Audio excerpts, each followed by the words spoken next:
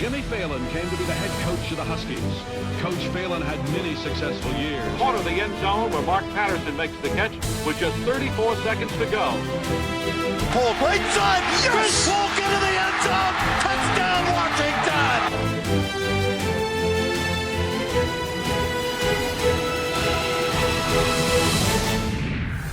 For the first time since 1985, we've got the lights on here at Husky Stadium to play an evening game. In a rare night game at Husky Stadium, the Nebraska Cornhuskers storm in seeking revenge. Washington, of course, had gone into Lincoln the previous year during the national championship season and beaten Nebraska there. And could they do it again? There's a lot riding on it. We had to prove ourselves again. Everybody in the nation is going to be sitting watching this game. Everybody. Nebraska's running game was never more powerful. 2,300 yards rushing the previous season, and the Huskies knew as they stepped onto the field, this game would be one of the biggest battles in college football. It's comparable to playing to Michigan in a Rose Bowl, very honestly. It's that sort of an honor and respect that you have for their program, and you know that they can win the game just as easily as you can. We knew we could beat them. We beat them the year before back there, and we were carrying great confidence. And really, football is a game of confidence, but it's group confidence, and that's what causes the electricity in the locker room. That's what makes it so special. That was a lot of fun. I can remember lights coming in on big trucks and setting them up outside the stadium, and I think we practiced even under them one day, and it was just so cool to be in that stadium at night. So you have two similar types of coaches with Don James and Tom Osborne. Stoic type personalities, organizational skills, guys that never see lose their composure. And knowing that Nebraska wanted to come in and get revenge was our motivation. And then also a national spotlight, nationally televised game was something that we knew we had to get ready. I remember from the start, I remember how loud it was. I remember going up and hitting the center on the first play and getting a good lick on them and letting them know it's going to be just like last year, and welcome them to Seattle. So Billy Joe Hobart comes out in front of this crowd, a sellout crowd. Tye Center up behind, you see the lights. Strange feeling being here in Husky Stadium this late with the game just beginning. On the first series of downs, the Huskies looked out of sync. And a quick timeout by Billy Joe. Almost unfathomable that you can come out in the first play of the game and see something you're not prepared for. Barry goes in motion. The Nebraska reaction, not what Hobart expected. Don not thrilled about it at all. Grant is busy talking. Nebraska's first possession is a struggle as well. Option, nothing. DeMarco Farr was the first one in there along with Fontaine, Jamal Fontaine. On the Huskies' second possession, the show gets rolling. Billy Joe feels the heat, got a man, Bjornsson. Eric into Cornhusker territory down to the 43 and a first down. Will Height with a tackle, number 19, along with Steve Carmer, number 31. And a few plays later, the Huskies are faced with a 4th and 1, but the drive stalls out on the Nebraska 32. I don't know. Good penetration by Nebraska on defense. Darius Turner unable to reach the line of scrimmage on the ground and cannot get off his feet to jump the pile. On Nebraska's next possession, the crowd really gets into the game. Brown still in the backfield. Noise, nothing new to Nebraska. Oh my. Closing in, Jimmy Clifford, number 53. It was loud. I remember it was really loud. And again, there's no. It wasn't only loud. It was loud for the whole game. It was make your eardrums bleed. The volume of the crowd on this evening can in part be attributed to a superhero. By day, Barry Erickson is a marketing executive in Seattle, but during a Husky game, and for this one game, by night, Erickson becomes Captain Husky. He employs his own special brand of crowd control. We started this skit with me as a Joe college student walking into a phone booth, and then I came out unveiling this costume, and that was 26 years ago. The granddaddy of them all was the Nebraska night game In that first quarter that I had mentioned, that's 133.6 decibel levels, which, when you think about it, that's pretty loud. We figured that we could get ourselves into the game by interrupting the audibles, by interrupting the silent counts. We got told by the officials that we can't yell and do spell-outs on the third down plays throughout the rest of the game, because the first two series when Nebraska had the ball, we did spell-outs during that third down series, and they got 2 false start penalties to start the game, and the referees actually told us that we couldn't do organized spells from that point forward, which got us even that much more incensed, so then we just yelled the rest of the game. Noise, nothing new to Nebraska. Oh, my. And on 4th down, Nebraska rolls the dice. He's faking it. Look out, Walter Bailey!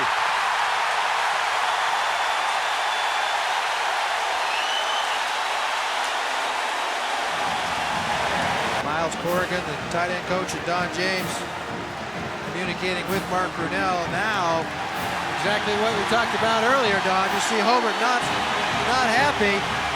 Feeling some pain.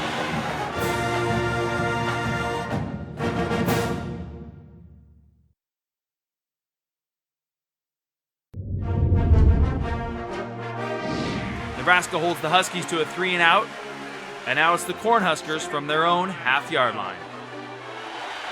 They're going to throw! No, they're not! Tommy Smith for the safety.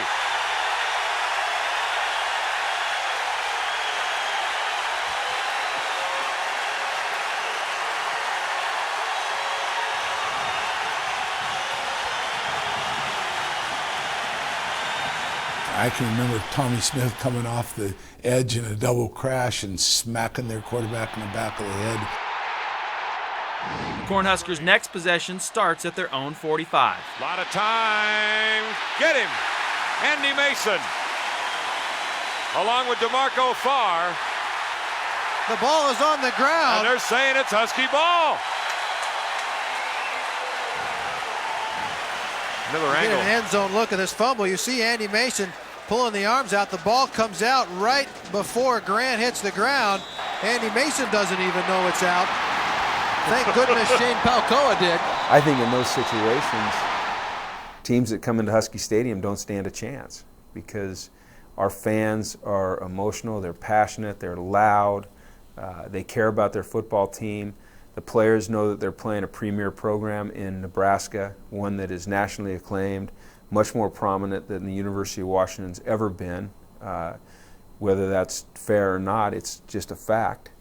And so you're going to take it out on them, you know. And when you've got your crowd behind you and it's dark out and it's Husky Stadium, you win. And after the turnover, the Huskies are on the attack. As a man, Kralik, first down to the 20 and out of bounds at the 19. Tyrone Bird, the free safety, defending. 2nd and 10. Bootleg. Got a man, tight end, Bruener!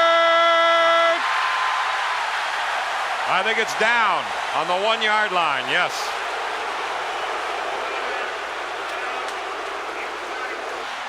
And the Huskies have a 1st and goal.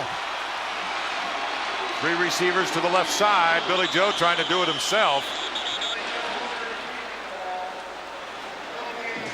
Somebody's hurt, and it might be Billy Joe.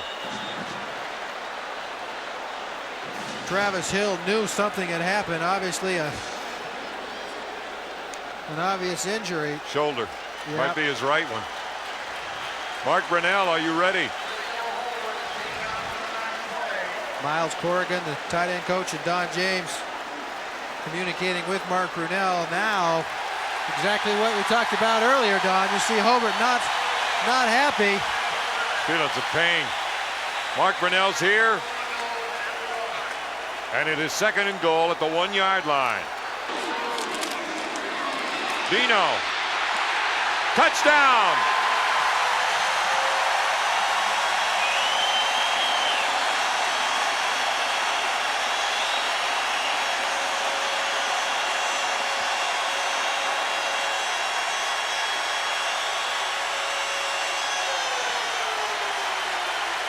12-14 remaining in the first half.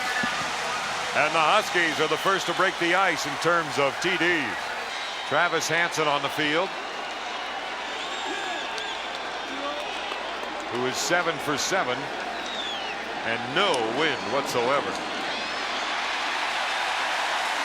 Huskies move up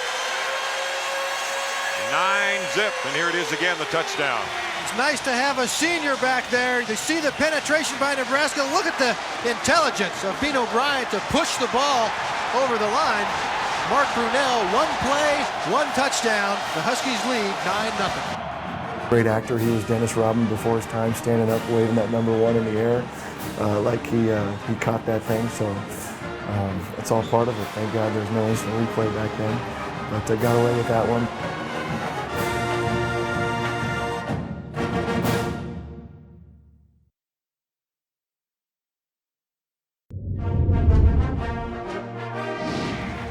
Well, evidently Billy Joe feels all right. Looks like he has a full range of motion. You see Dennis Seeley, the head trainer for the University of Washington Athletic Department, checking out. Look at the look on Billy's face. I'm okay. I'm okay, honest. What Dennis is doing is forcing him to move his elbow and use his shoulder with the muscles going both ways and showing that, yes, indeed, it is okay. 3rd down and 3, and here comes the noise. Down 9-0 now. Nebraska doesn't blink. Lots of room for Calvin Jones. He could go all the way if he gets away from Bailey. He does. It's a foot race. Calvin Jones is gone. And that quick, Nebraska is right back in it. Remember what we talked about? They'll lull you to sleep, they'll run the offense, and then boom, they explode like they did there for a 73-yard touchdown. 2nd down and 11 for number 11. Just before the half, Napoleon Kaufman does his thing and returns the favor. Kaufman looking for room, could get by, down to the 20, to the 10, out of bounds at the 2-yard line. Kenny Wilhite, the cornerback, making the play. Oh, there's that speed. My all-time favorite player is Napoleon Kaufman. He was here a few years ahead of me, and so I watched him when I was in high school and watched him just rip up Pac-10 opponents. And I always loved him because, you know, he reminded you of Barry Sanders, where he'd hide and then he'd just explode. Coming in a freshman was my senior year. He was so fast, he was always tripping over his feet. Coach James wouldn't let him get spats anymore on his shoes. Couldn't tape his shoes because he's running out of his shoes. I'd never seen anything like it. And here, coming in freshman didn't get time like that. This guy was coming in and we were like pushing him back because we were so good. But it also, because we were so good, he'd get in the games at the end of the games, and everybody you'd see on the sidelines, defense and offense, we wanted to watch him because we knew at any moment he could take it to the house. And then like Napoleon Kaufman, he was a teammate that was so electrifying and so amazingly fast that he himself could take over a game too. From the 1. Number 8 walked into the end zone, and the fans let him know what they thought of him. Touchdown, Washington. You don't think these guys know they're on nationally, do they? Got the folks down in Lompoc, California watching, I'm sure. It's got the folks in Husky Stadium doing more than watching. They're standing and applauding. He would just find a way. It may not be the play, but he would find a way to get past the defense and score. He was a great running back here, and he did things differently, I think, than any running back that I can ever remember here. Napoleon Kaufman was just getting started in this game against Nebraska. By the time he finished his career at the University of Washington, number 8 would be the all-time leader in rushing yards with 4,106 and touchdowns with 33. 1st and 10 now from their own 20. In the final seconds before halftime, Nebraska gets greedy. Got somebody there? No! Walter Bailey! Interception, Washington! On the 47 of Nebraska. The Huskies try to cash in with the most controversial play of the game. That's where he's looking, going deep. Kralik! Yes! Joe Kralik caught a touchdown pass in the back of the end zone that to this day, I'm telling you, he dropped. He did not catch that ball. Watch the catch by Joe Kralik. You see that right knee is on the ground. Does he have possession of the ball when the knee hits the ground? Take another look from this face-on angle. No. Questionable. That was real close. The official on the play signals touchdown. And Billy Joe Hobart, I talked to him about a year ago. He actually said, yeah, I don't think that ball was good. And Joe says it was. You talk to Joe and he'll tell you, yeah, I caught that ball. But if you go back and watch the film, I think the ball hit the ground. He kind of rolls on it as he goes out of the back of the end zone. And there's no instant replay back then. So the referee signals touchdown and the play's over. What a great actor he was, Dennis Rodman, before his time, standing up, waving that number 1 in the air like he caught that thing. So that's all part of it. Thank God there's no instant replay back then. But I got away with that one. And that's going to do it for the first. At the end of the first half, a safety and 2 turnovers give the Huskies a 23-7 lead, but it is Nebraska after all, with a lot of football still to play. The notion of Dave Niehaus, who I absolutely idolized, as we all did in the business at that time, calling into our show to talk about the Huskies and the Mariners, kind of put a really nice cap on that evening for us all.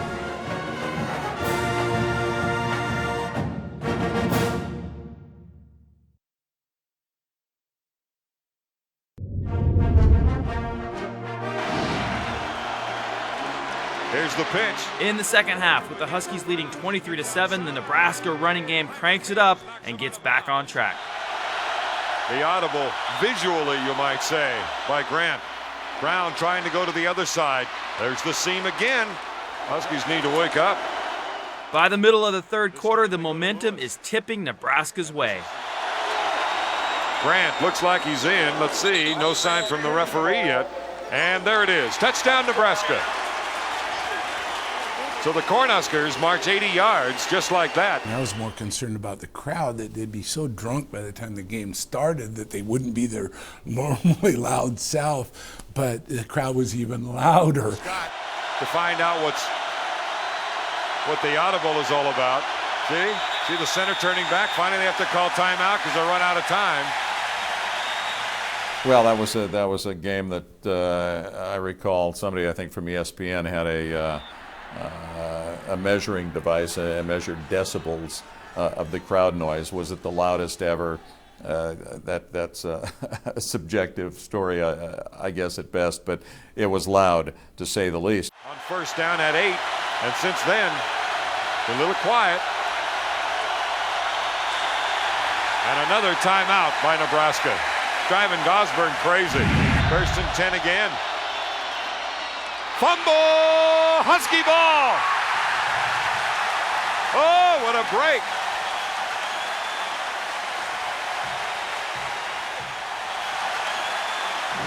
The Dawgs capitalize on the turnover with a field goal.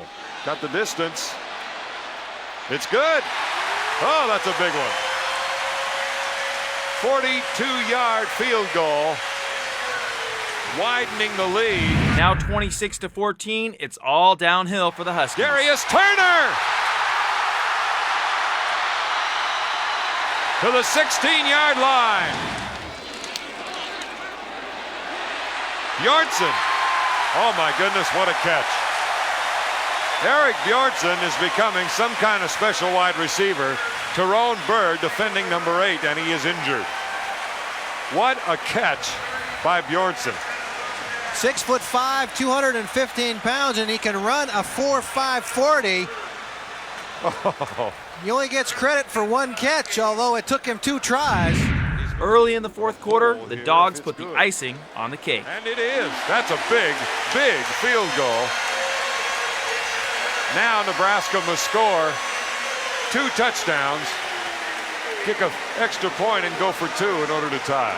For us to win that game was like, wait a minute, we're nationally recognized now. Granted, national champions was great, but we split with Miami, so it's like this is our chance to really show that we're true champions individually as a team. So that was great. And Don James just keeps the rhythm going on and on and on. 2 things happened on that night in September. The Huskies proved that they were a worthy national champion, and they would be a force to reckon with again in '92. And the fans got Husky Stadium nationally recognized as the loudest house in all of college football. Good way to end the ball game.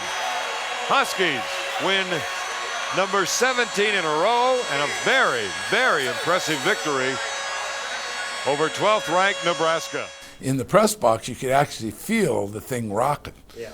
That you can feel it in the press box when everybody starts rocking. You go, whoa.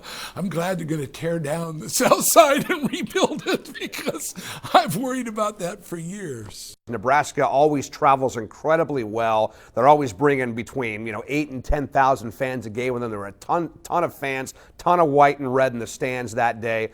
And the Huskies beat them again. And it was one of those days where you just go back and look and say, if there was ever any doubt about how good the Husky program was, if anybody tried to talk about the 91 game being a fluke, this game pretty much shut everybody up and settled all that talk once and for all. We were doing a radio talk show afterward and taking phone calls and people talking about the Nebraska game. And our producer said, I've got Dave Niehaus on the phone.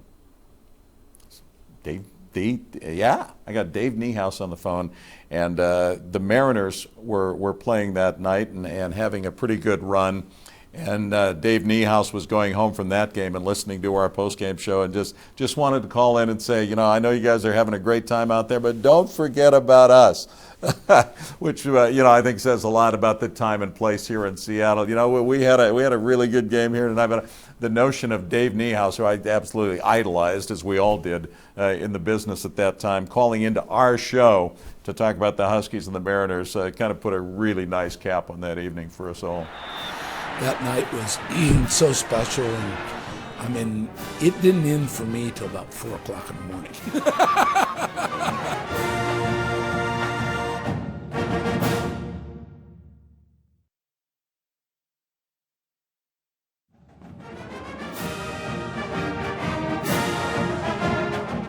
The September 19th, 1992 game against Nebraska went down in the books as a big W for the University of Washington Huskies.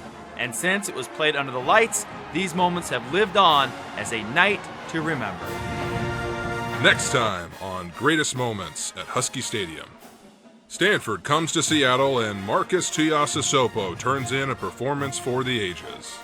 Is this guy going to really do something that nobody else has done in the history of college football? And the numbers just went up and up and up and up.